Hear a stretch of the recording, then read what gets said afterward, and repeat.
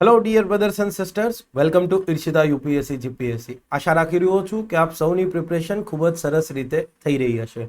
વિદ્યાર્થી મિત્રો, મૂળભૂત અધિકારોનો ટોપિક આપણે શરૂ કરેલ છે, જેની અંદર બેઝિક્સ આપણે કવર કરી ચૂક્યા છીએ અને લાસ્ટ લેક્ચરની અંદર આપણે આર્ટિકલ 12 અને આર્ટિકલ 13 વિશે વિસ્તૃતમાં માહિતી મેળવેલ હતી. હવે આપણે એમ કહી શકાય કે આપણા બંધારણમાં જે મૂળભૂત અધિકારો આપેલા છે, સમાનતાનો અધિકાર, સ્વતંત્રતાનો અધિકાર, શોષણ સામે રક્ષણનો અધિકાર, ધાર્મિક સ્વતંત્રતાનો અધિકાર, સાંસ્કૃતિક અને શૈક્ષણિક અધિકાર અને બંધારણીય ઇલાજોનો અધિકાર, એનો અભ્યાસ શરૂ કરવાનો છે. અને એના જ ભાગરૂપે આપણે આપણી શરૂઆત જે છે એ સમાનતાના અધિકારથી કરીશું. સમાનતાનો અધિકાર જે છે, યસ, એના અનુસંધાનમાં પહેલા કેટલીક જનરલ વાત કરીશું અને પછી એના સંદર્ભમાં જે અનુચ્છેદ આપવામાં આવ્યા છે, યસ, એનો સ્ટેપ બાય સ્ટેપ અભ્યાસ કરીશું. સમાનતાનો અધિકાર છે તો એમાં ટોટલ 5 આર્ટિકલનો સમાવેશ થાય છે, 5 અનુચ્છેદ આવેલા છે. આર્ટિકલ 14 જે છે એ કાયદા સમક્ષ સમાનતાની અને કાયદાઓના સમાન રક્ષણની વાત કરે છે. આર્ટિકલ 15 જે છે એ આપણે નાગરિકોને કેટલાક આધાર પર ભેદભાવ ન થઈ શકે એવી કંઈક વાત કરે છે. આર્ટિકલ 16 જે છે એ નાગરિકોને જાહેર નોકરીઓ જે છે, યુપીએસસી છે, જીપીએસસી છે, ગૌણ સેવા છે, એસએસસી છે, કોઈ પણ જાહેર નોકરીઓ હોય એમાં તકની સમાનતાની વાત કરે છે. આર્ટિકલ 17 જે છે એ આપણી સમાજ વ્યવસ્થાનું એમ કહેવાય કે દૂષણ કહી શકાય એવી અસ્પૃશ્યતા નાબૂદીની વાત કરે છે. અને આર્ટિકલ 18 જે છે એ ખિતાબો અને ઇલકાબોની નાબૂદીની વાત કરે છે. ઓકે, તો આ 5 અનુચ્છેદમાં ક્લિયર છે, કોઈને કોઈ જગ્યાએ સ્પષ્ટપણે કે ઇવન ગર્ભિતપણે સમાનતાની ભાવના જે છે એ પ્રસ્થાપિત થયેલ હશે. અને આઈ મીન ટુ સે છે જ. ઓકે, અને એમ કહી શકાય કે કોઈના કોઈ જગ્યાએ ક્લિયર છે એ ભારતમાં રાજકીય સમાનતાને, પોલિટિકલ ઇક્વાલિટીને પ્રોત્સાહન આપે છે અથવા તો પોલિટિકલ ઇક્વાલિટીને મજબૂત કરે છે. તો સમાનતાનો હક જે છે એ બેઝિકલી મેઇન શેની વાત કરે છે? Political equality.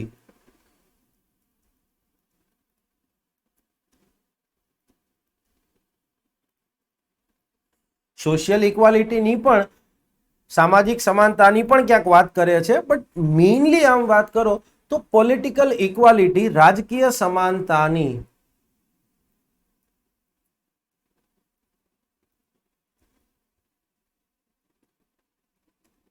ભાવનાને પ્રોત્સાહન આપે છે. ઓકે, ચલો. સમાનતાના હકના અનુસંધાનમાં 2 મહત્વના મુદ્દાઓ છે, એ તમારે યાદ રાખવા જરૂરી છે અને કદાચ યુપીએસસી સિવિલ સર્વિસ એક્ઝામમાં પૂછાઈ શકે. અને ઇવન કદાચ જો નલિન ઉપાધ્યાય સાહેબ છે આપણા, એ પેપરનું લેવલ અપ લઈ જાય તો પણ પૂછાઈ શકે. યુપીએસસીમાં પૂછાઈ શકે, જીપીએસસીનું લેવલ અપ જાય તો પૂછાઈ શકે. એનો મિનિંગ એવો નથી કે કોઈ મોટી બુકમાંથી લીધેલા છે, એનસીઆરટીમાંથી લીધેલા જ મુદ્દા છે. ઓકે, તો મેં બધા આમુખ ભણી ગયા છો. આમુખમાં તમને ખબર છે કે ભાઈ ભારતના નાગરિકો માટે ન્યાય, સમાનતા, સ્વતંત્રતાની જે કંઈ પણ વાત કરવામાં આવી છે, એ સિવાય ભારતના દરેક નાગરિકો માટે તક અને દરજ્જાની સમાનતાનું વચન આપવામાં આવ્યું છે. રાઈટ? ભારતના દરેક નાગરિકો માટે તક અને દરજ્જાની સમાનતા રહેશે એવું કીધું છે. તો એવું કહેવામાં આવે છે કે આમુખમાં નાગરિકોને તક અને દરજ્જાની જે સમાનતાનું વચન આપવામાં આવ્યું છે, એ વચન મૂળભૂત અધિકારોમાં જે સમાનતાનો અધિકાર આપવામાં આવ્યો છે એનાથી પાળવામાં આવ્યું છે. ક્લિયર? આમુખમાં આપવામાં આવેલ વચન, કયું વચન? તો કે તક અને દરજ્જાની સમાનતાનું વચન સમાનતાના અધિકારના માધ્યમથી પાળવામાં આવ્યું છે.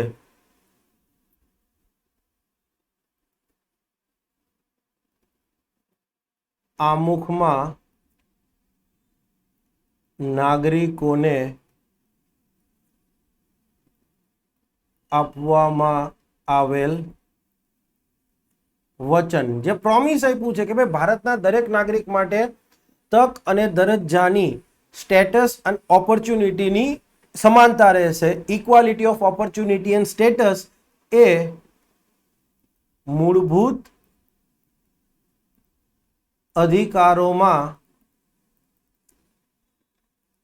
સમાનતાનો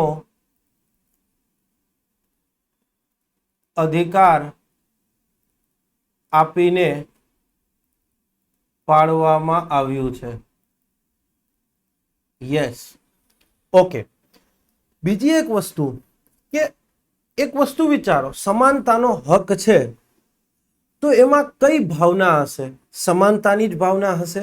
ઓકે, ભારતના બંધારણમાં સમાનતાનો હક આપવામાં આવ્યો છે અને એની અંદર સમાનતાની જે ભાવના પ્રસ્થાપિત થયેલ છે એ શેના આધારે સમાનતાની વાત કરે છે?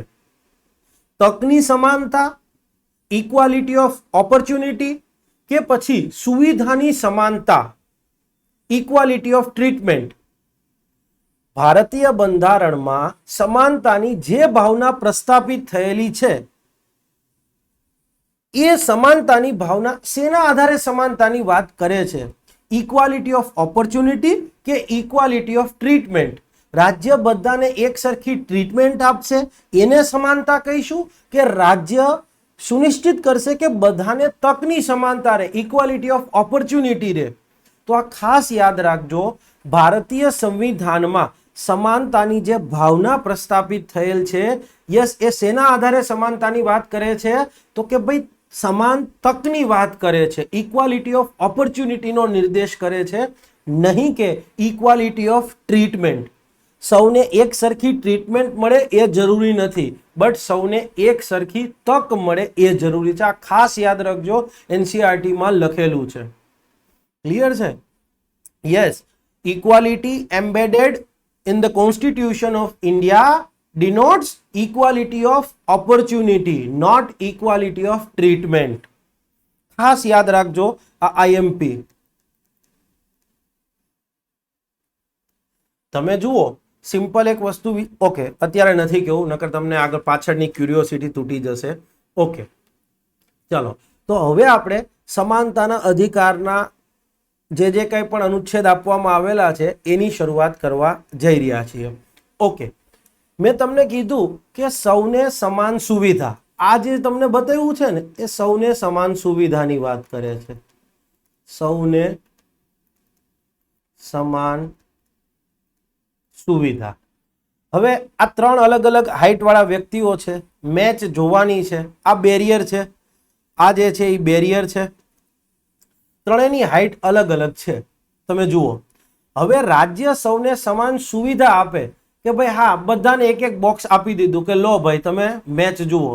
તો આ જે વ્યક્તિ છે જેની હાઈટ સૌથી વધારે છે, તો એને એકચ્યુઅલીમાં આ બોક્સની કોઈ જરૂરિયાત જ નથી. એને એ બોક્સની કોઈ જરૂરિયાત જ નથી. જુઓ, ક્લિયર છે? ઓકે, જો સૌથી ઓછી હાઈટ વાળો વ્યક્તિ છે, ક્લિયર છે, એને બોક્સ આપો છો તો પણ એ મેચ જોઈ શકતો નથી. સમજણ પડી? તો સમાનતાનો અધિકાર અથવા તો સમાનતાના અધિકારમાં જે સમાનતાની વાત કરીએ છીએ શેની વાત કરે છે? તકની સમાનતા.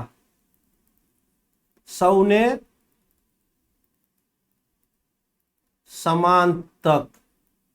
કોઈ હવે આ વ્યક્તિની હાઈટ ઓછી છે તેમાં એનો તો કોઈ વાંક નથી. બની શકે એની એજ નાની હોય, બની શકે જેનેટિકલી કોઈ વસ્તુ એને હોય. તો જે વ્યક્તિને જરૂરિયાત નથી, જે વ્યક્તિને લાભ મળવો જરૂરી નથી, એને લાભ મળે કે ન મળે કોઈ ફરક નથી પડતો. તો એકચ્યુઅલીમાં શું કહે છે કે કાંઈ વાંધો નહીં, રાજ્ય એને લાભ નહીં આપે તો ચાલશે. રાજ્ય કોને લાભ આપવો જોઈએ? તો કે વંચિત વર્ગ, કે જેને ખરેખર વધારે સહાય અથવા સહયોગની જરૂરિયાત છે. કોના તરફથી? રાજ્ય તરફથી. ક્લિયર છે?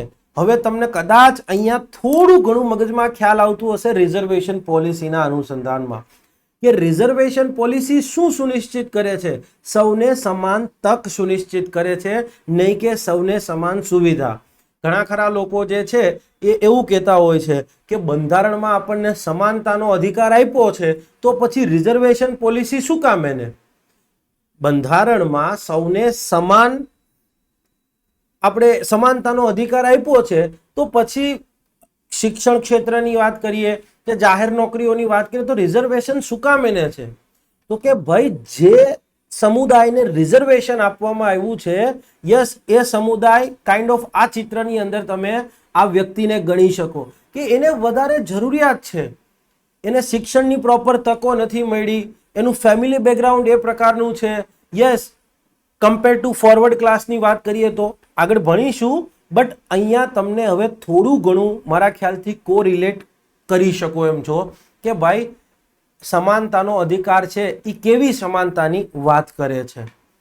ઓકે, ચલો, કોઈને હજી મગજમાં ક્લિયર ના હોય તો ચિંતા ન કરતા, આગળ ઘણા બધા હું પ્રેક્ટિકલ એક્ઝામ્પલ આપવાનો છું કે જેથી તમને આ કોન્સેપ્ટ ક્લિયર થઈ જશે. ઓકે, જુઓ, અગેન અહીંયા સેમ ચિત્ર છે, થોડું અલગ છે. આ ત્રણ વ્યક્તિ છે, એક વ્યક્તિ વિકલાંગ છે, દિવ્યાંગ છે, એક વ્યક્તિ છે એ નાનું બાળક છે, અને બીજું વ્યક્તિ જે છે એ એક પુખ્ત વયની વ્યક્તિ છે. અગેન મેચ જોવાની જ વાત કરે છે. તો હવે જુઓ, સૌને સમાન સુવિધા, સૌને સમાન સુવિધા અથવા તો સિમ્પલી રાજ્ય દ્વારા સૌને સમાન સહાય, એક સરખો લાભ બધાને આપ્યો, બધાને એક એક બોક્સ આપી દીધું. તો હવે વિચાર કરો, આ વ્યક્તિની હાઈટ જે છે એ એટલી છે કે એને બોક્સ આપી દીધું, કોઈ ફરક નથી પડતો. એને બોક્સ આપો કે ન આપો એ મેચ જોઈ શકવાનો છે. પણ આ જે નાની બાળકી છે એને બોક્સ આપ્યા પછી એ પ્રોપર મેચ નથી જોઈ શકતી. જુઓ, એ પ્રોપર મેચ નથી જોઈ શકતી. મેઇન અલ્ટિમેટ ગોલ શું છે? મેચ જોવી. અને આ વ્યક્તિને તો કદાચ તમે 3 બોક્સ આપી દેશો તોય એ મેચ નહીં જોઈ શકે. તો એના માટે કેવી? તો કે ભાઈ એના માટે આ પ્રકારનો ઢળાવવાળી જગ્યા જે છે બનાવી કે જે પોતાની વ્હીલચેર લઈને ઉપર ચડી શકે, એક પ્રોપર હાઈટ રાખી છે કે જેથી એ મેચ જોઈ શકે. તો ભારતીય સંવિધાનમાં જે સમાનતાની વાત કરવામાં આવી છે એ આ સમાનતાની વાત કરવામાં આવી છે.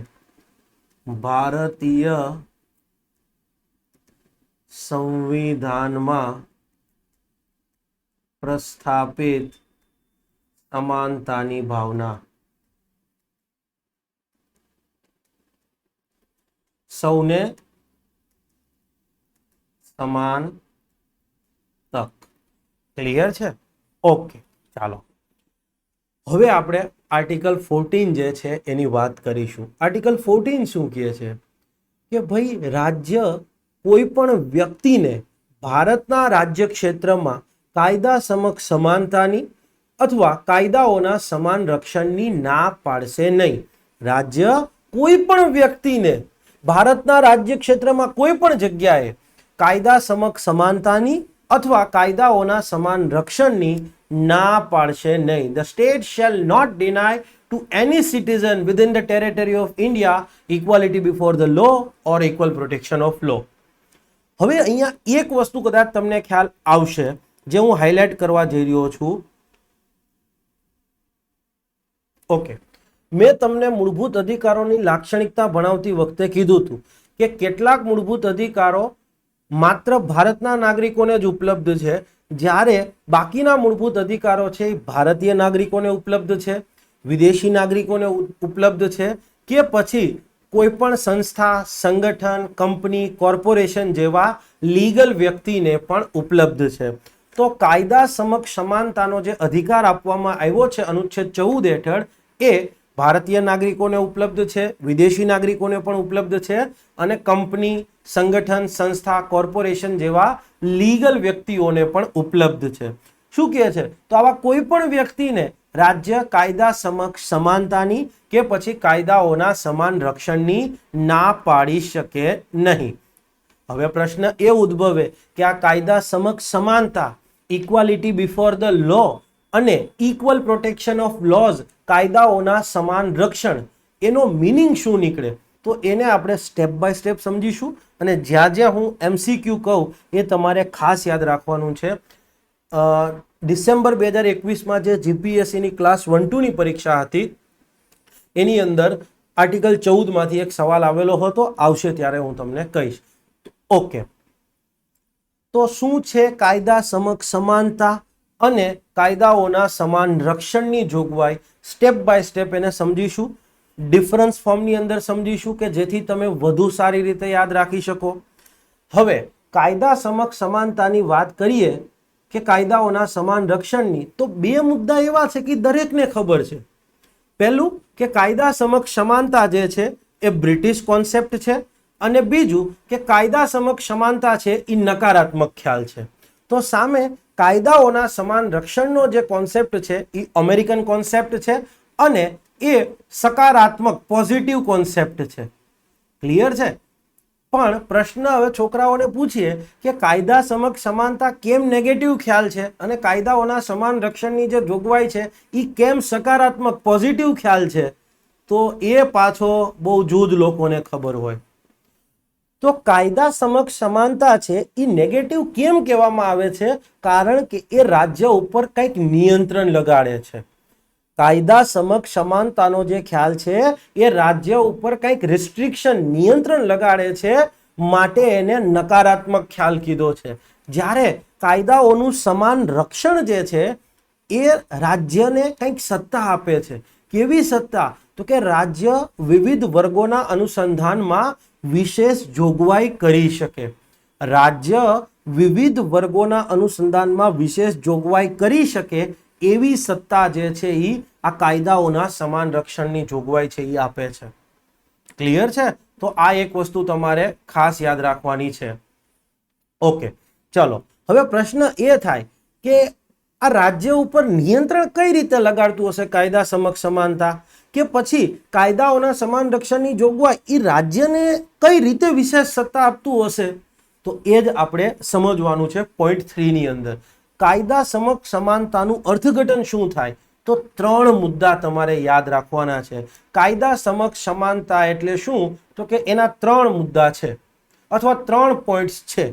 ઓકે, પહેલો પોઈન્ટ છે નો પ્રિવિલેજીસ. કોઈ પણ વ્યક્તિને ભારતમાં કોઈ પણ વ્યક્તિને કાયદા આધારિત અથવા તો કાયદા દ્વારા માન્ય હોય એવો કોઈ જ વિશેષાધિકાર પ્રાપ્ત નથી. કોઈ પણ વ્યક્તિ તમે લઈ લો ભારતની અંદર, એને કોઈ પણ જાતનો વિશેષાધિકાર પ્રાપ્ત નથી. એવો વિશેષાધિકાર કે જે એને કાયદા અંતર્ગત મળેલ હોય. ક્લિયર છે? કાયદા દ્વારા માન્યતા પ્રાપ્ત હોય એવો કોઈ જ વિશેષાધિકાર ભારતમાં કોઈ પણ નાગરિકને નથી. ઉદાહરણ તરીકે, let's say for example, Saudi Arabia.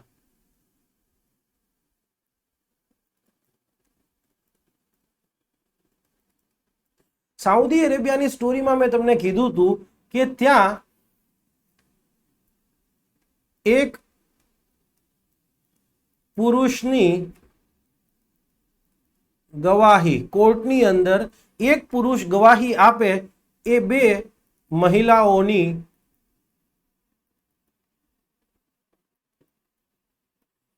ગવાહી બરાબર છે.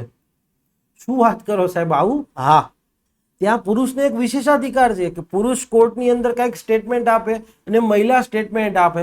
બે જો સામે એકલા જ હોય તો પુરુષની ગવાહી ઉપર રહે. ભલે મહિલા સાચું બોલતી હોય, પુરુષ ખોટું બોલતો હોય, તો એક પુરુષની ગવાહી બરાબર 2 મહિલાઓની ગવાહી છે. તો પુરુષને એક વિશેષાધિકાર થયો. અને અત્યાર સુધી તો એવું હતું કે મહિલાઓને આજના દિવસે પણ સીમિત માત્રામાં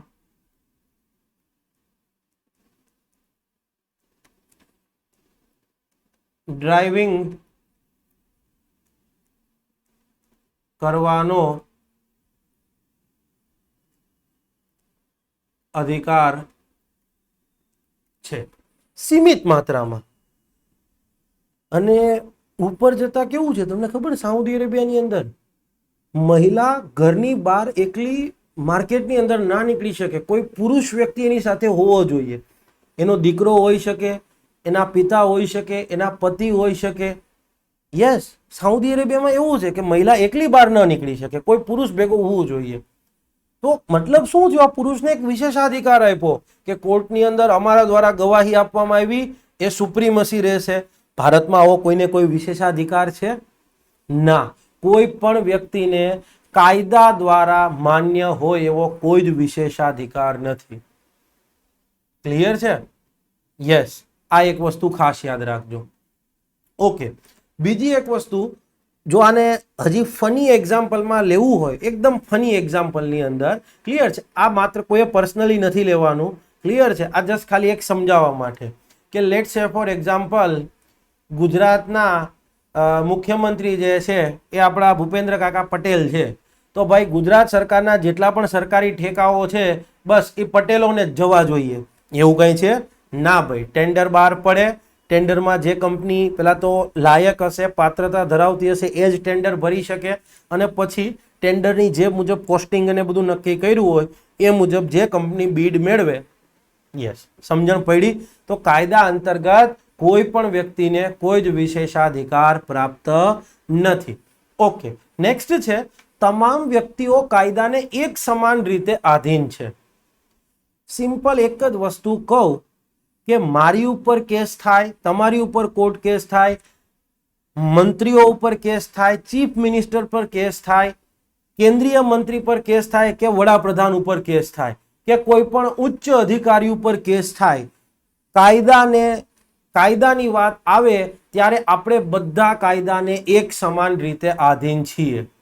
કોર્ટ દ્વારા સમન્સ મોકલવામાં આવે તો યસ, વડાપ્રધાને પણ હાજર રહેવું પડે. ક્લિયર છે?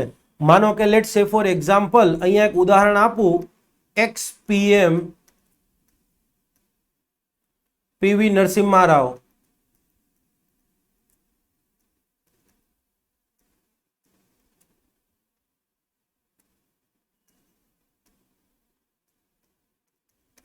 નરસિમ્હા રાવજી જ્યારે વડાપ્રધાન પદ પરથી ઉતરી ગયેલા હતા 96 પછી, તો એમની સામે કરપ્શનના કેસ હતા. હવે કરપ્શનનો કેસ હતો, કેસ હોવો એટલે કોઈ વ્યક્તિ આરોપી નથી, તો એમને કોર્ટમાં હાજરી આપવાનું કહેવામાં આવ્યું. તો નરસિમ્હા રાવજી પોતે હાજર રહ્યા, નો ડાઉટ પાછળથી કોર્ટે એમને આરોપ મુક્ત કર્યા કે ભાઈ એમની ઉપર જે આરોપ લાગ્યો છે એ ખોટો છે, બટ કોર્ટમાં હાજર રહેવું પડેલું હતું. કોર્ટમાં હાજર રહેવું પડ્યું હતું. તો તમામ વ્યક્તિ કાયદાને એક સમાન પ્રકારે આધીન છે. 2020માં લગભગ રાંચીમાં એક ભાઈએ પ્રાઇમ મિનિસ્ટર મોદી અને અમિત શાહજી ઉપર કેસ કરી દીધો. શું કેસ કર્યો તમને ખબર છે? એ કે ભાજપે 370 હટાવવાની વાત કરી હતી, એ એમને પાડ્યું. રામ મંદિર બનાવવાનું કીધું હતું, એ કે બનાવી દીધું. તો બી કે પેલા 15 લાખ રૂપિયાનું કીધું હતું એનું શું? તો કોર્ટમાં કેસ કરી દીધો એની ઉપર. તો હવે કાયદાને તો સૌ સમાન રીતે આધીન છે, પણ ફોર્ચ્યુનેટલી એવું થયું હતું કે કોર્ટે એ કેસને ખારીજ કરી દીધો. જિલ્લા અદાલતની અંદર કેસ દાખલ કરવામાં આવ્યો હતો, તો કોર્ટે એ કેસને શું કરી દીધો? રદ કરી દીધો કે ભાઈ આ કેસની અંદર કોઈ વાસ્તવિકતા નથી, બરાબર, માટે આ કેસને કોર્ટ જ રદ કરી દે છે. પણ માનો કે કદાચ ઇન કેસ માનો કે કોર્ટે કેસ એક્સેપ્ટ કરેલો હોત તો પ્રાઇમ મિનિસ્ટરને હાજર રહેવું પડે. આજે રાહુલ ગાંધી છે, બરાબર છે, પોલિટિકલી તમે ગણો તો એ વ્યક્તિ પાવરફુલ કહેવાય.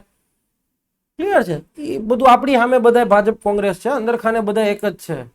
હવે એકદમ રાહુલજી ફોન કરી દે અથવા સોનિયા માસી ફોન કરી દે મોદીજીને કે મોદીજી આ અમારા જમાઈનું જરાક ફાઇલ છે, એટલે કાંઈ વાંધો નહીં બેન, ક્લિયર થઈ જશે. તો રાહુલ ગાંધી ઉપર કોર્ટની અંદર કેસ સુરતમાં ચાલે છે, તો રાહુલ ગાંધી હિયરિંગ માટે આવે છે? હા, આવે છે. કેમ? તો કે ત્યાં કોઈનું ચાલે નહીં. કાયદા સમક્ષ સમાનતાનો બીજો પોઈન્ટ, તો કે ભાઈ તમામ વ્યક્તિઓ કાયદાને એક સમાન પ્રકારે આધીન છે. તમને સમન્સ આવે એટલે આવવું જ પડે. અને ત્રીજો પોઈન્ટ, કોઈ પણ વ્યક્તિ કાયદાથી ઉપર નથી. No man is above the law of land. કોઈ પણ વ્યક્તિ હોય, ચાહે સામાન્ય નાગરિક હોય કે પછી સીએમ હોય કે પીએમ હોય, ક્લિયર છે? કોઈ પણ વ્યક્તિ કાયદાથી ઉપર નથી. યસ, એ છે કાયદા સમક્ષ સમાનતાના 3 મીનિંગ. ક્લિયર છે? આ એક વસ્તુ તમને એક્ઝામમાં પૂછાઈ શકે. કાયદા સમક્ષ, ઓકે, બી અનુચ્છેદ 14માં આપેલ કાયદા સમક્ષ સમાનતાના અનુસંધાનમાં નીચેના પૈકીનું કયું સુસંગત નથી? તો આ 3 સિવાયનું જે હોય એ સુસંગત નથી. ક્લિયર છે? અનુચ્છેદ 14માં પ્રસ્તાવ અથવા અનુચ્છેદ 14માં ઉલ્લેખ છે એવા કાયદા સમક્ષ સમાનતાના ખ્યાલ સાથે નીચેના પૈકીનું કયું સુસંગત નથી? તો આ તમારે યાદ રાખવાનું છે, કોઈને કોઈ જ વિશેષાધિકાર નથી, નો પ્રિવિલેજીસ. ક્લિયર છે? બી ઇક્વલ સબ્જેક્શન. સબ્જેક્શન એટલે ઇક્વલ સબ્જેક્શન ટુ લો, કાયદાને સૌ એક સમાન રીતે આધીન છે. નો મેન ઇઝ અબોવ ધ લો.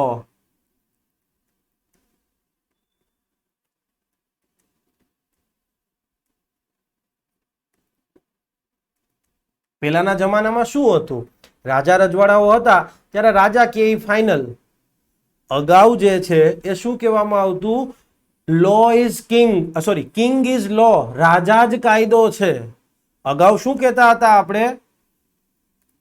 સંવિધાન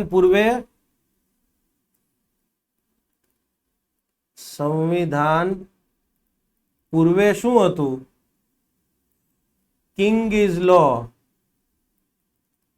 રાજા જ કાયદો છે એવું કેવા, એવી rex lex, rex lex, lex rex Latin word છે પણ તમારે એ યાદ નથી રાખવાની જરૂર. સંવિધાન પૂર્વે શું હતું અને સંવિધાન પછીથી હવેથી શું છે? Law is king. Rex lex lex rex. Clear છે? ઓકે. આ બધું એટલા માટે કરાવી રહ્યો છું, કાલ સવારે કોઈ શબ્દ આવે તો કન્ફ્યુઝ ના થાવ. કારણ કે નલિન ઉપાધ્યાય સર અને આશા શાહ મેડમ જે છે એ ગુડ રીડ પર્સન છે એવું મને ઘણા બધા લોકોએ કીધું છે. They are well read, not a good read but well read personalities, જેમનું વાંચન ખૂબ સારું છે, એવા વ્યક્તિત્વવાળી વ્યક્તિઓ છે. અને જ્યારે કોઈ વ્યક્તિનું વાંચન ખૂબ ડીપમાં હોય ત્યારે, ક્લિયર છે, અને હું હ્યુમન નેચરને બહુ ડિટેલમાં જોવાવાળો વ્યક્તિ છું. આજે તમે એક વસ્તુ વિચાર કરો કે તમને જીપીએસસીના ચેરમેન બનાવે તો તમે શું વિચાર કરો કે ભાઈ હું એવી કામગીરી કરું કે મારી પાછળના જે કોઈ પણ આવ્યા છે એ વ્યક્તિને લોકો ભૂલી જાય. સમજી ગયા ને હું જે કહેવા માંગુ છું એ? બસ માટે આ બધું એના માટેની પૂર્વ તૈયારીઓ છે ભાઈ, એમનેમ નથી. ઓકે, તો કાયદા સમક્ષ સમાનતાના 3 મિનિંગ નીકળે, અથવા તો કાયદા સમક્ષ સમાનતા માટેના 3 પોઈન્ટ છે. કોઈને કોઈ જ વિશેષાધિકાર નથી, કાયદા અંતર્ગત માન્ય હોય એવો કોઈ જ વિશેષાધિકાર નથી. કાયદા સમક્ષ સૌ કોઈ એક સરખા પ્રકારે આધીન છે, અથવા સૌ કોઈ કાયદાને એક સમાન પ્રકારે આધીન છે. ઓકે, અને ત્રીજું, કોઈ પણ વ્યક્તિ કાયદાથી ઉપર નથી. ક્લિયર છે? વ્યક્તિની સામાજિક, આર્થિક કે રાજકીય દરજ્જાની પરવા કર્યા વગર, વ્યક્તિના સામાજિક, આર્થિક કે રાજકીય દરજ્જાની પરવા કર્યા વિના કોઈ પણ વ્યક્તિ ગમે એટલો પૈસાદાર હોય, સોશિયલ ગમે એટલી પ્રેસ્ટીજ હોય, કે પછી રાજકીય રીતે ગમે એટલો પાવરફુલ હોય, કોઈ વ્યક્તિ કાયદાથી ઉપર નથી. લો ઇઝ કિંગ. ક્લિયર છે? ઓકે, ચાલો હવે વાત કરીએ છીએ કાયદાઓના સમાન રક્ષણની વાત. પણ એ પહેલા એક વસ્તુ મારે કહેવાની રહી ગઈ. મેં શું કીધું? કાયદા સમક્ષ સમાનતા જે છે એ શેની વાત કરે છે? કાયદા સમક્ષ સમાનતાનો ખ્યાલ છે એ નેગેટિવ ખ્યાલ છે, રાજ્ય ઉપર નિયંત્રણ લગાડે છે. તો જુઓ, નેગેટિવ ખ્યાલ છે એ તમને બે વસ્તુને લઈને ખ્યાલ આવી જશે કે પહેલા તો કોઈને કોઈ પણ પ્રકારનો વિશેષાધિકાર પ્રાપ્ત નથી. કાયદા અંતર્ગત અથવા કાયદા દ્વારા માન્યતા હોય એવો કોઈને કોઈ જ પ્રકારનો વિશેષાધિકાર પ્રાપ્ત નથી. અને બીજી રીતે જોઈએ તો રાજ્ય એવો કોઈ કાયદો ઘડી ન શકે કે જે કોઈને વિશેષાધિકાર આપતો હોય. સમજવા માટે બ્રિટનની અંદર ક્લિયર છે, પેલું ચાર્ટર આપ્યું હતું એલિઝાબેથે, અને ઈસ્ટ ઇન્ડિયા કંપનીને મર્ચન્ટ્સ એડવેન્ચર, કે કેપ હોપ ગુડ હોપ થી ક્લિયર છે પૂર્વ તરફનો જે વિસ્તાર છે એ વિસ્તાર સાથે વ્યાપાર કરવાનો વિશેષાધિકાર કોને આપ્યો હતો? તો કે ઈસ્ટ ઇન્ડિયા કંપનીને, મર્ચન્ટ્સ એડવેન્ચર. તો અહીંયા શું કીધું? રાજ્ય એવો કોઈ કાયદો નહીં બનાવે કે જે કોઈ એક વ્યક્તિને કે એક સમૂહને વિશેષાધિકાર પ્રાપ્ત કરતો હોય, વિશેષાધિકાર આપતો હોય. ક્લિયર છે? ઓકે, તો એક પ્રતિબંધી થઈ ગયો. કોઈ પણ વ્યક્તિ કાયદાથી ઉપર નથી. રાજ્યની જવાબદારી છે કે કોઈ પણ પરિસ્થિતિમાં ક્લિયર છે કોઈ વ્યક્તિ કાયદાથી ઉપર ન જવું જોઈએ, ચાહે અહીંયા રોકીભાઈ હોય કે ગમે એ ભાઈ હોય. બરાબર છે? કાયદા માટે કાયદાની સમક્ષ બધા હરખા છે. ક્લિયર છે? ઓકે, ચાલો નેક્સ્ટ વાત કરીએ કાયદાઓના સમાન રક્ષણની. કાયદાઓના સમાન રક્ષણના અનુસંધાનમાં પણ તમારે 3 પોઈન્ટ યાદ રાખવાના છે. અને આ 3 પોઈન્ટ એવા છે કે વિદ્યાર્થીઓને કન્ફ્યુઝ થાય, પણ તમારે ચિંતા નથી કરવાની. હું તમને આ પ્રેક્ટિકલ એક્ઝામ્પલ આપીશ અને જે રીતે હું કરાવું એ રીતે યાદ રાખવાનું છે. પહેલામાં પહેલી વસ્તુ 3 પોઈન્ટ. ઓકે, કાયદાઓના સમાન રક્ષણ. પહેલું તો એ અમેરિકન ખ્યાલ છે અને પોઝિટિવ ખ્યાલ છે. પોઝિટિવ ખ્યાલ કેમ? તો કે ભાઈ આ કાયદાઓના સમાન રક્ષણની જે જોગવાઈ છે એ જોગવાઈ અંતર્ગત રાજ્ય જે છે એ વિવિધ સમુદાય માટે કોઈ ચોક્કસ વર્ગ માટે વિશેષ જોગવાઈ કરી શકે છે.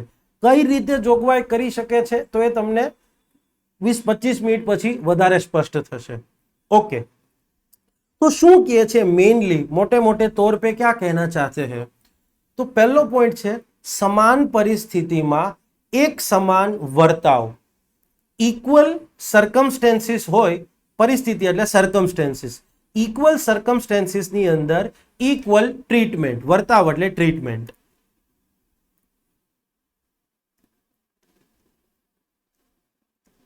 આમાં છે ને ઇંગ્લિશ શબ્દ વધારે છે. ઓકે,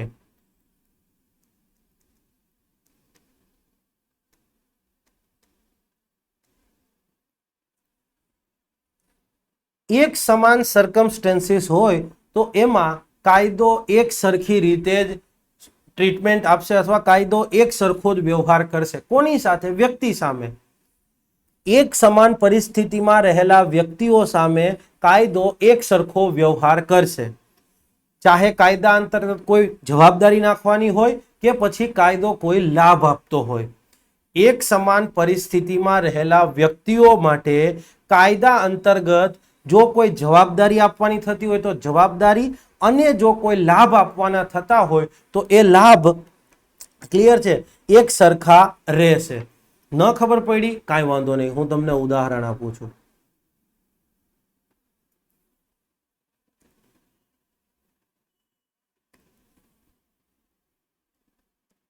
બે વ્યક્તિઓએ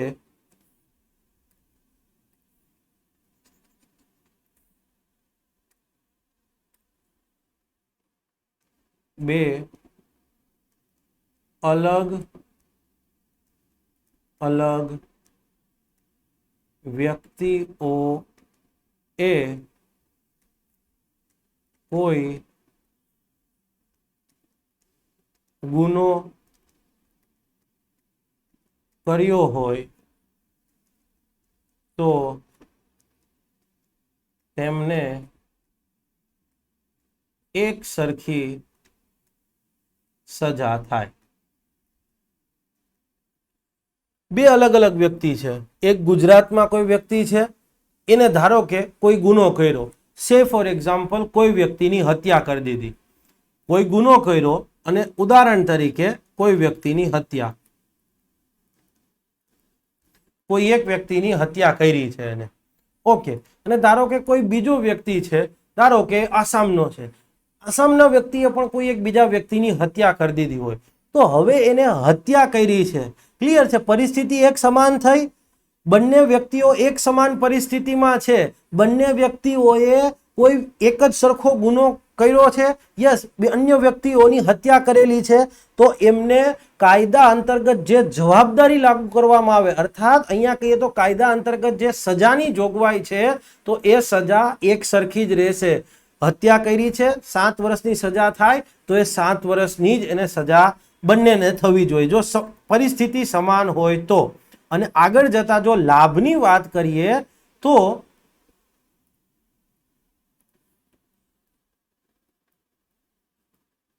અને જો સારી વર્તણૂક બદલ સજા ઓછી થાય તો બંનેને આ લાભ મળવો જોઈએ.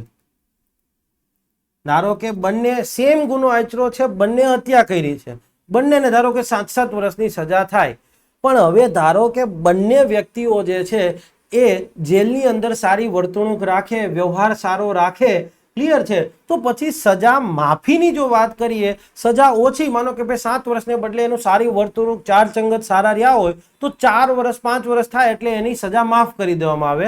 તો એ લાભ બંનેને એક સમાન મળવો જોઈએ. એવું નહીં કે બંને વ્યક્તિએ સરખો ગુનો કર્યો છે, બંને વ્યક્તિનું સારું આચરણ છે તો પછી એકની સજા માફ થઈ જાય ને બીજાની ન થાય, એવું નહીં. જે એક સમાન પરિસ્થિતિ છે તો હવે જે કાંઈ પણ જવાબદારી લાગુ થાય છે, ઇન શોર્ટ સજા થશે એ એક સરખી, અને જો લાભ મળે તો પણ એક સરખા જ મળવા જોઈએ. ક્લિયર છે? યસ, એક સમાન પરિસ્થિતિ. ઓકે, સમાન હાલતમાં રહેલા તમામ વ્યક્તિઓ માટે કાયદો સમાન રહેશે અને સમાન પ્રકારે લાગુ પડશે. સમાન હાલત, સિચ્યુએશન, કોઈ સિમિલર સિચ્યુએશનમાં વ્યક્તિ હોય, કોઈ વ્યક્તિ જે છે, બે વ્યક્તિઓ એક સમાન હાલતમાં હોય, સિમિલર સિચ્યુએશનમાં હોય તો બંને વ્યક્તિ માટે કાયદો એક જ સરખો લાગુ પડશે. અને યસ, એમ કહી શક, ઓકે, કાયદો પહેલા તો સેમ રહેશે અને એક સરખા પ્રકારે લાગુ પડશે. ઉદાહરણ તરીકે, જો અત્રે ઉલ્લેખ કરવામાં આવેલ બંને વ્યક્તિઓએ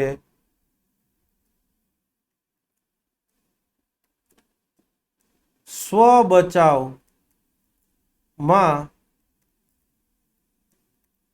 ગુનો કર્યો હોય તો બંને પર કાયદો એક સમાન પ્રકારે લાગુ પડશે. બંને હત્યા કરી હતી, ગુનો આચર્યો, હત્યા કરી, પણ હવે ધારો કે બંનેએ જે કાંઈ ગુનો આચર્યો છે એ સ્વ બચાવમાં કર્યો છે તો પછી કાયદાની કલમ જે તે હોય, બરાબર છે કે ભાઈ સ્વ બચાવમાં ગુનો કર્યો હોય, સ્વ બચાવ સ્વાભાવિક છે, તમને કોઈ મારવા આવતું હોય અને હવે ધારો કે જો તમે સ્વ બચાવ નથી કરતા તો સામેવાળો વ્યક્તિ તમને મારી નાખશે. તો આવા ટાઈમે તમે સ્વ બચાવમાં કોઈ હુમલો કરો અને સામેવાળા વ્યક્તિનું મૃત્યુ થાય તો એના માટે કાયદાની જોગવાઈ અલગ છે. તો અહીંયા બંને ગુનો આચર્યો છે, બે વ્યક્તિ અલગ અલગ છે, એને અલગ અલગ વ્યક્તિનું હત્યા કરી છે, પણ સ્વ બચાવમાં કરી છે તો કાયદાની એક જ સરખી પછી જોગવાઈ લાગુ થવી જોઈએ. એકને એવું નહીં કે હા, એક વ્યક્તિએ ખુન્નસ રાખી અને હત્યા કરી નાખી, બીજા વ્યક્તિએ સ્વ બચાવમાં, બંને સ્વ બચાવમાં રાખી હોય તો પછી કાયદાની કલમ એક સરખી રહેશે. ક્લિયર થઈ ગઈ વસ્તુ. અને ત્રીજો પોઈન્ટ છે તમારો એ, બી અને પોઈન્ટ સી. આ જીપીએસસી 2021માં પૂછવામાં આવેલો સવાલ હતો ક્લાસ 1-2માં કે the like should be treated alike without ડિસ્ક્રિમિનેશનની ભાવના છે એ બંધારણના નીચે પૈકીના કઈ જોગવાઈમાં પ્રસ્થાપિત થયેલ છે? The like should be treated alike without discrimination બંધારણની નીચે પૈકીની કઈ જોગવાઈમાં પ્રસ્થાપિત થયેલ છે? તો એનો એક ઓપ્શન હતો અનુચ્છેદ 14 કાયદાઓના સમાન રક્ષણ, બીજો એક ઓપ્શન એવો પણ હતો કે અનુચ્છેદ 14 કાયદા સમક્ષ સમાનતા. તો આનો જવાબ આવતો હતો અનુચ્છેદ 14 કાયદાઓના સમાન રક્ષણ. ધ લાઇક શુડ બી એક સરખા લાગતા હોય તેવા વ્યક્તિઓ વચ્ચે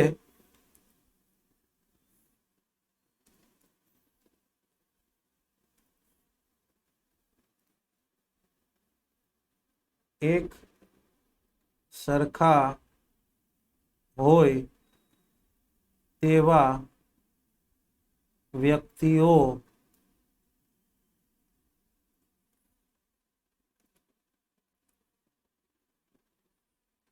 એક સરખા હોય તેવા વ્યક્તિઓ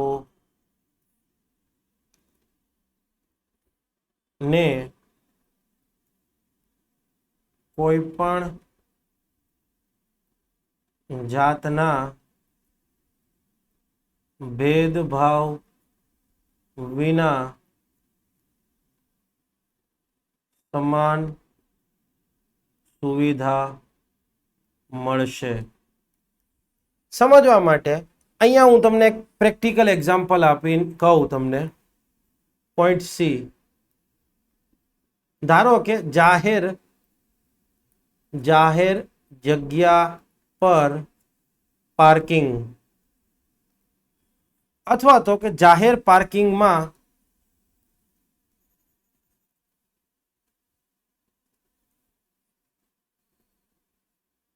પાર્કિંગની જગ્યા પર ચાર્જની વસૂલાત.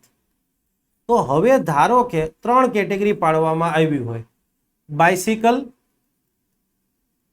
બાઇસિકલ, ઇલેક્ટ્રિક વ્હીકલ, 2 વ્હીલર અને 4 વ્હીલર. સમજવા માટે ધારો કે આટલી કેટેગરીના વાહનને પાર્ક કરવાની પરમિશન આપવામાં આવી છે. તો એવું કહે છે કે એક સરખા હોય તેવા વ્યક્તિઓને કોઈ પણ જાતના ભેદભાવ વિના સમાન સુવિધા મળે. મતલબ ધારો કે તમે ઇલેક્ટ્રિક વ્હીકલની ફી જે છે, પાર્કિંગ ફી 0 રૂપિયા રાખી હોય કે ભાઈ ઇલેક્ટ્રિક વ્હીકલ અને બાઇસિકલ માટે પાર્કિંગ ચાર્જ 0 રૂપિયા રહેશે. 2 વ્હીલર માટે પાર્કિંગ ચાર્જ ધારો કે 5 રૂપિયા રહેશે અને 4 વ્હીલર માટે પાર્કિંગ ચાર્જ ધારો કે 10 રૂપિયા રહેશે ફોર 24 અવર્સ. ચલો, સમય એ સમાન કરી દીધો. તો હવે એવું કહે છે કે કોઈ પણ વ્યક્તિ બાઇસિકલ લઈને આવે, કોઈ પણ વ્યક્તિ ઇલેક્ટ્રિક વ્હીકલ લઈને આવે તો પછી એની પાસેથી કોઈ જ ચાર્જ વસૂલી શકાય નહીં. એક સરખા છે ને, એક સરખા છે, એમની સામે કોઈ પણ પ્રકારનો ભેદભાવ રાખ્યા વગર એક સમાન સુવિધા, એક સમાન લાભ જે છે, સુવિધા એક સમાન લાભ મળશે. ક્લિયર થઈ ગઈ વસ્તુ. 4 વ્હીલર પછી કોઈ પણ વ્યક્તિ માનો કે 4 વ્હીલર લઈને આવે છે તો એને 10 રૂપિયા પાર્ક કરવાનો રહેશે, જ્યાં સુધી જો 24 કલાક રાખે તો. એના પછીનું અલગ. સમજણ પડી ગઈ? ઓકે, તો આ વસ્તુ તમારે યાદ રાખવાની છે. ઓકે, આ like should be treated alike without discrimination છે, એને હું એક બીજી રીતે પણ જોઉં છું. અને ઓકે, એક સમાન હોય એમની વચ્ચે કોઈ જ અસમાનતા ન હોવી જોઈએ. ક્લિયર છે? એક સમાન હોય એમની વચ્ચે કોઈ જ અસમાનતા નહીં. તો જુઓ, બાઇસિકલ છે, ઇલેક્ટ્રિક વ્હીકલ છે, એક સમાન છે, એમની વચ્ચે કોઈ જ અસમાનતા નહીં. પછી એવું નહીં કહેવાનું કે ભાઈ લેટ સે ફોર એક્ઝામ્પલ મહિલા બાઇસિકલ અથવા ઇલેક્ટ્રિક વ્હીકલ લઈને આવે છે તો એને 1 રૂપિયો ચાર્જ આપવાનો, પુરુષ લઈને આવે છે તો એને કોઈ ચાર્જ નહીં આપવાનો. ના, જે કોઈ પણ વ્યક્તિ બાઇસિકલ કે ઇલેક્ટ્રિક વ્હીકલ લઈને આવશે એને કોઈ ચાર્જ આપવાનો નહીં. એક સમાન હોય એમની વચ્ચે કોઈ જ અસમાનતા નહીં.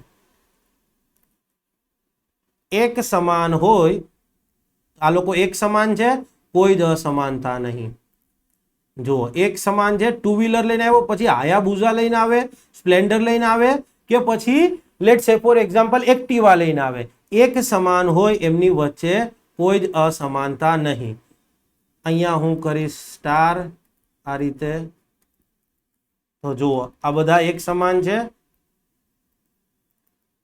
એક સમાન વચ્ચે કોઈ જ અસમાનતા નહીં. અને એક સમાન ન હોય એમની વચ્ચે કોઈ જ સમાનતા નહીં.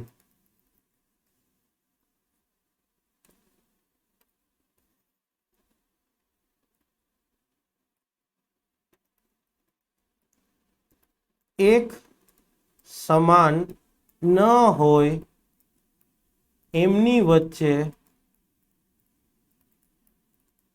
કોઈ જ સમાનતા નહીં. આ કોઈ એક સમાન નથી. Bicycle, two wheeler, four wheeler બધા અલગ અલગ થઈ ગયા ને, તો યસ એમની વચ્ચે કોઈ જ સમાનતા નથી. જુઓ,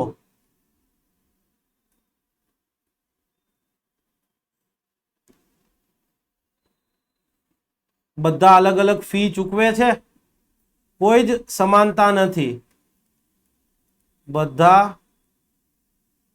તો કે બાઇસિકલ, ઈવી, ઈડબલ્યુ થઈ ગયું છે, ઇલેક્ટ્રિક ઈવી આવે મારાથી જસ્ટ ભૂલથી.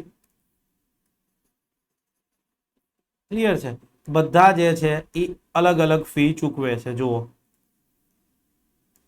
ઈવી બધા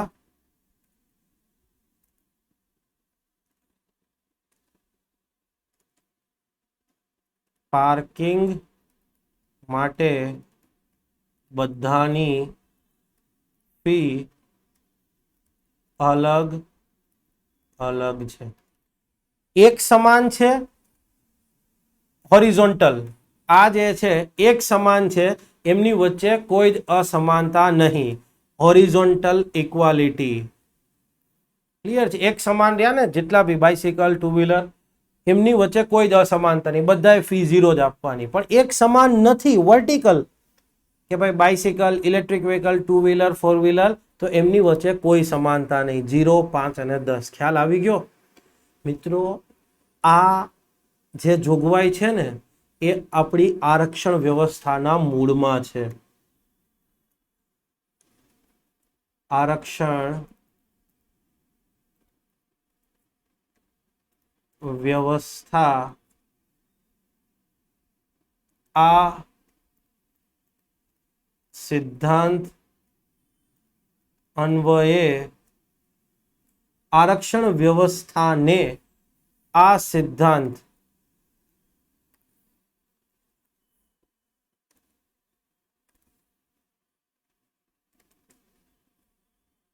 માન્યતા આપવામાં આવી છે. ક્લિયર? શું કીધું? આરક્ષણ વ્યવસ્થા છે તો અહીંયા શું કીધું? તો કે જનરલ, ફોરવર્ડ ક્લાસ,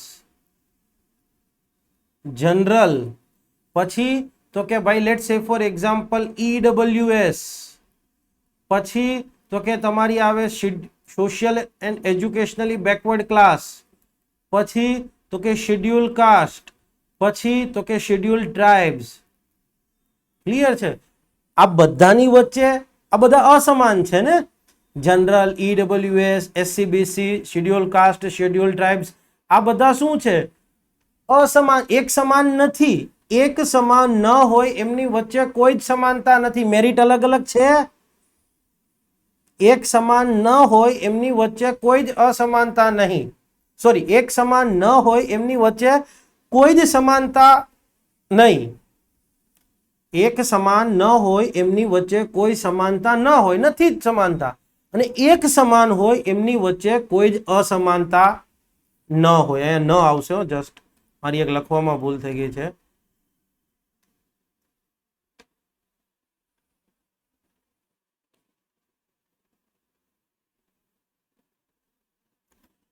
એક સમાન છે જનરલ, તો એમની વચ્ચે કોઈ જ અસમાનતા ન હોવી જોઈએ. અને એક સમાન ન હોય એમની વચ્ચે કોઈ સમાનતા ન હોવી જોઈએ. ક્લિયર છે? આને જો હું હજી ઈઝી ભાષામાં લખી દઉં તમને,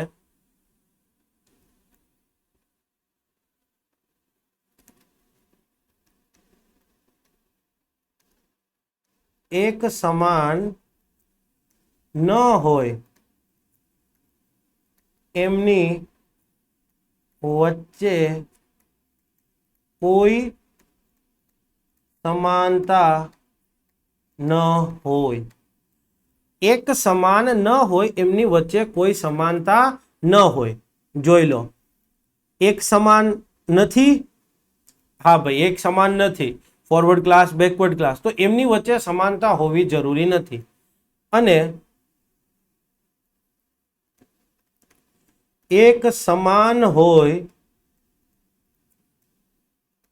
એમની વચ્ચે જે એક સમાન છે, માનો કે તમે શેડ્યુલ કાસ્ટની વાત કરો છો તો આ બધા શેડ્યુલ કાસ્ટમાં આવનારા વ્યક્તિઓ છે એક સમાન હોય, અથવા શેડ્યુલ ટ્રાઇબ્સમાં આવતા હોય, ઈડબ્લ્યુએસમાં આવતા હોય, એક સમાન હોય, એમની વચ્ચે કોઈ જ અસમાનતા ન હોવી જોઈએ. યાદ રાખજો, આ રિઝર્વેશન પોલિસી જે આપણી આપવામાં આવી છે ને, મેં ગુજરાતના લગભગ 50 ફેકલ્ટીને સવાલ પૂછ્યો છે કે રિઝર્વેશન પોલિસી જે છે શિક્ષણ, જાહેર નોકરીઓની અંદર, કે ઇવન ચલો MLA અને MPની ચૂંટણીમાં, એ બંધારણના કયા અનુચ્છેદ અંતર્ગત વેલિડ છે? તો પાછા બોલે શિક્ષણ મતલબ અનુચ્છેદ 15, જાહેર નોકરીઓમાં તકની સમાનતા અનુચ્છેદ 16. મેં કીધું ભાઈ વેલિડ છે એવું પૂછ્યું છે, આપવામાં આવી છે અથવા જોગવાઈ કરવામાં આવી છે એવું નથી કીધું, વેલિડ છે. તો આ કાયદાઓના સમાન રક્ષણ છે ને, એ સિદ્ધાંત અનુસાર તમારી આ પોલિસી વેલિડ છે. શું વાત કરો છો? યસ, તમને નેક્સ્ટ લેક્ચરમાં એનો ખ્યાલ પણ આવી જશે, એડવાન્સ લેવલ ઉપર જ્યારે આપણે આર્ટિકલ 14 ડિસ્કસ કરીશું ત્યારે. ક્લિયર છે? તો અહીંયા તમારા 3 પોઈન્ટ ક્લિયર થઈ ગયા કે ભાઈ અર્થઘટન શું છે એનું ક્લિયર છે, અને એ અર્થઘટન પણ આપણે ડીપલી સમજી ગયા.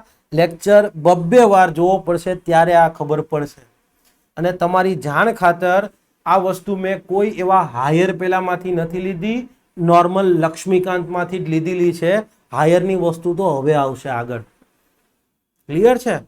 ઓકે, હવે તમે ધ્યાનથી જોયું હોય ને તો અહીંયા કાયદા સમક્ષ સમાનતા, કાયદો એક વચનમાં છે. જુઓ અહીંયા મેં રેડ અક્ષર લખ્યો છે, કાયદા સમક્ષ સમાનતામાં કાયદો એક વચનમાં છે, અને કાયદાઓના સમાન રક્ષણની જે જોગવાઈ છે એમાં કાયદો બહુવચન છે. જુઓ, કાયદો એક વચનમાં છે અને કાયદો બહુવચન છે. આનો મીનિંગ શું? વિચારવા જેવું નહીં? કંઈક તો હશે જ, એમને તો નહીં આપ્યું હોય. તો અહીંયા કાયદા સમક્ષ સમાનતામાં જે કાયદો એક વચનમાં આપ્યો છે, ક્લિયર છે, એ બેઝિકલી એ કાયદાનો અર્થ થશે, કાયદાના શાસનનો ખ્યાલ જે આપવામાં આવ્યો છે એમાં જે કાયદાનો અર્થ નીકળે છે, કાયદાનું શાસન, રૂલ ઓફ લો નો જે સિદ્ધાંત છે એમાં જે કાયદાનો મીનિંગ નીકળે છે, ક્લિયર છે, એ મીનિંગ અહીંયા કાયદાનો લેવાનો છે. અને કાયદાઓના સમાન રક્ષણની બહુવચનની વાત કરી છે ત્યારે તમારે તમારી જે ધારાસભા છે, સંસદ, વિધાનમંડળ, એમના દ્વારા જે પણ કાયદા પસાર કરવામાં આવે છે, સ્ટેચ્યુટરી લોઝ, રૂલ્સ, રેગ્યુલેશન્સ, આ બધાની, વટહુકમ, જાહેરનામું, એ બધાની વાત કરે છે. કાયદો એક વચનમાં જે આપ્યું હોય તો એનો અર્થ નીકળે છે કે એવી ડાયસી દ્વારા રૂલ ઓફ લોમાં જે લોની વાત કરવામાં આવી હતી, એવી ડાયસીએ કાયદાના શાસનના ખ્યાલની અંદર જે કાયદાની વાત કરી હતી એ કાયદાનો ખ્યાલ તમારી કાયદા સમક્ષ સમાનતાની અંદર પ્રસ્થાપિત થયેલ છે.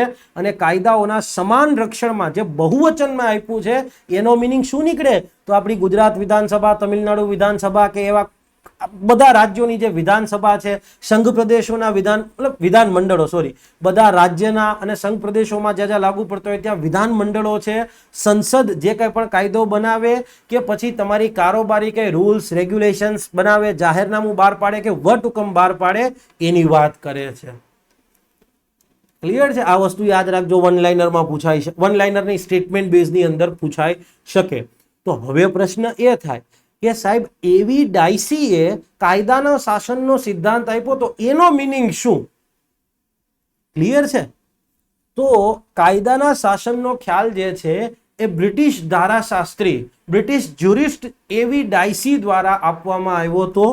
અને એવી ડાયસીએ કાયદાના શાસનનો જે ખ્યાલ આપેલો છે એ ખ્યાલ અને ભારતીય બંધારણની અંદર કાયદાના શાસનનો જે ખ્યાલ પ્રસ્થાપિત થયો છે, મતલબ બ્રિટનના આ આપણા એવી ડાયસી ભાઈએ કાયદાના શાસન માટે જે કાંઈ પણ કીધેલું હતું એ, અને ભારતીય બંધારણમાં કાયદાના શાસન બાબતે જે કંઈ પણ ભાવના પ્રસ્થાપિત થયેલી છે, ક્લિયર છે, એમાં થોડોક જ તફાવત છે.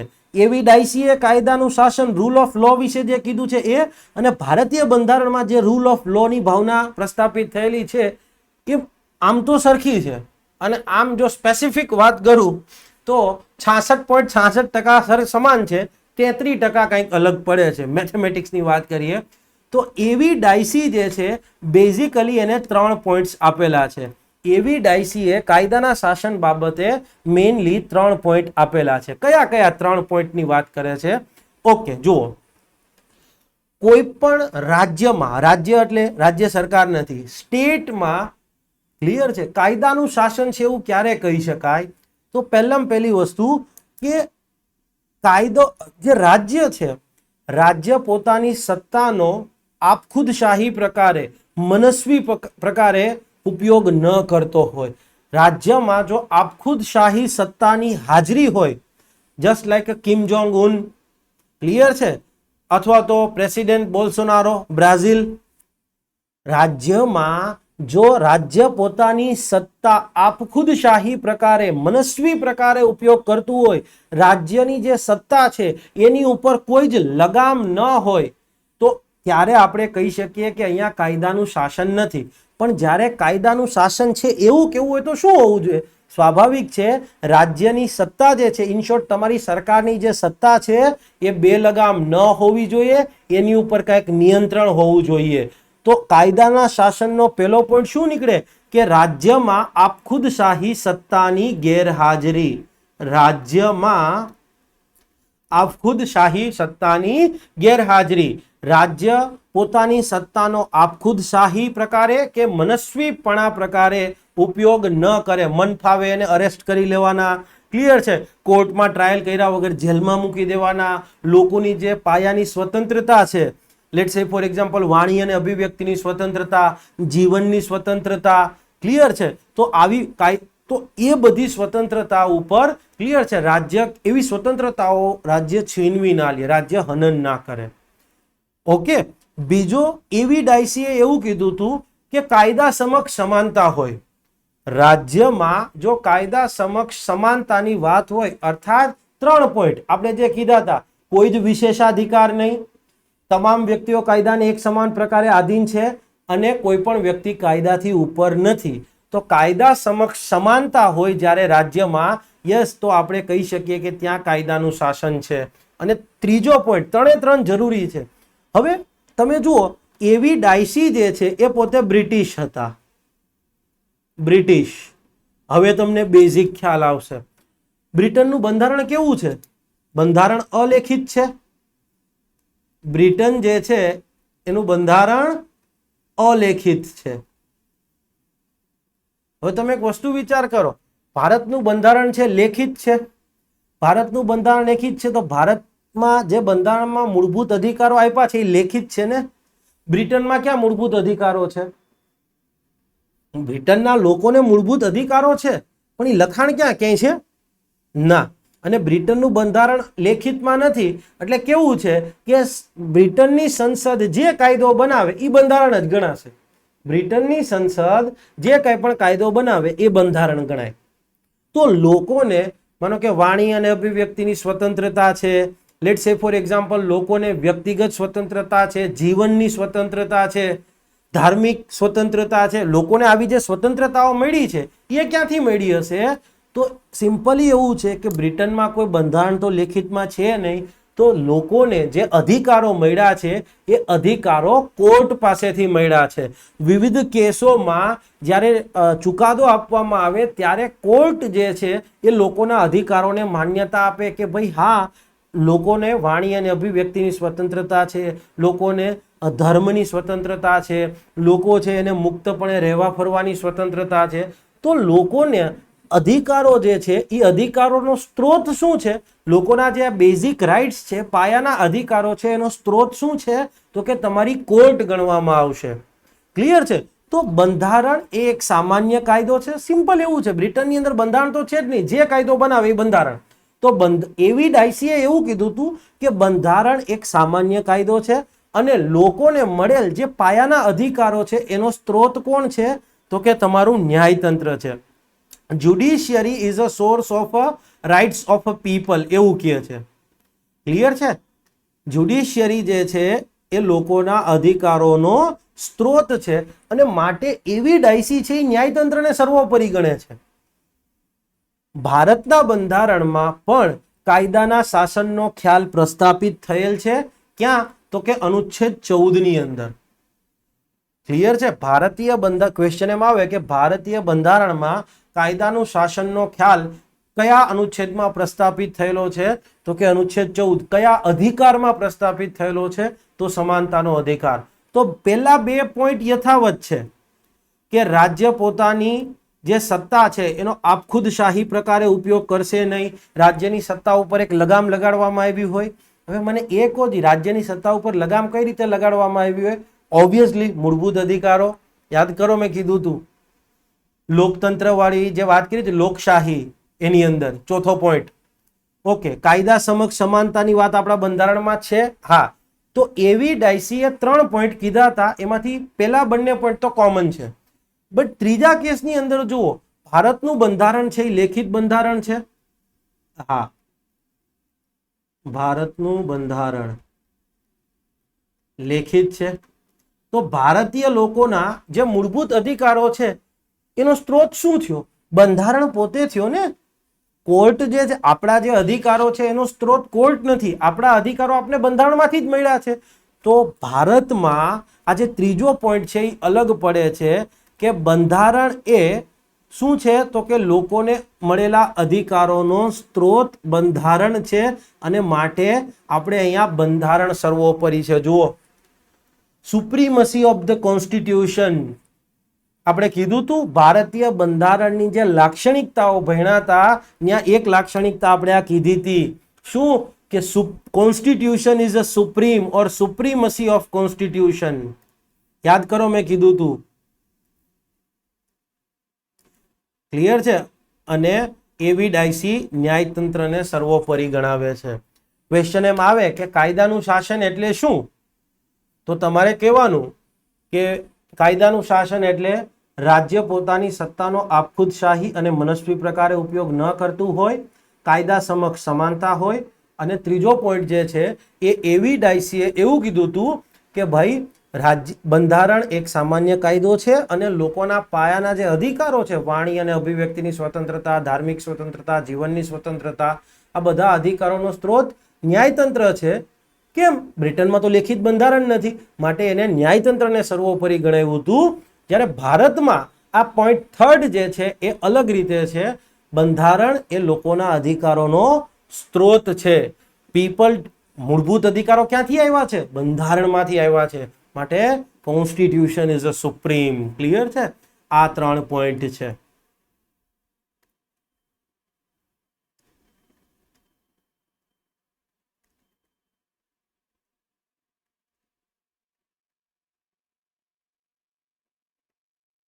ખ્યાલ આવી ગયો? ઓકે મિત્રો, તો આ હતું તમારું. ક્લિયર છે? યસ. એડવાન્સ લેવલ પર જે ડિસ્કશન કરવાની છે એ આઈ થિંક બહુ ટાઈમ લાગી જશે, માટે આ લેક્ચરમાં નહીં કરીએ, આપણે નેક્સ્ટ લેક્ચરમાં કરીશું. એની અંદર હું તમને રિઝર્વેશન પોલિસી વિશે વાત કરવાનો છું. કેમ રિઝર્વેશન પોલિસી વેલિડ છે, યસ, એના વિશેની પણ વાત કરીશું. આશા રાખી રહ્યો છું કે લેક્ચર ક્લિયર હશે. થોડો માઇનોર એવો કહી શકું એવો લેક્ચર ટફ હતો, એમાં કોઈ શંકાને સ્થાન નથી, પણ તમારે એને 2-3 વખત જોવાનો છે એટલે ખ્યાલ આવી જશે. જે જગ્યાએ MCQ કીધા છે એ MCQ તમારે જોઈ લેવાના છે. Thank you. જય હિન્દ, જય જય ગરવી ગુજરાત. મારો દેશ, મારી પહેચાન, મારું રાજ્ય, મારું સ્વાભિમાન.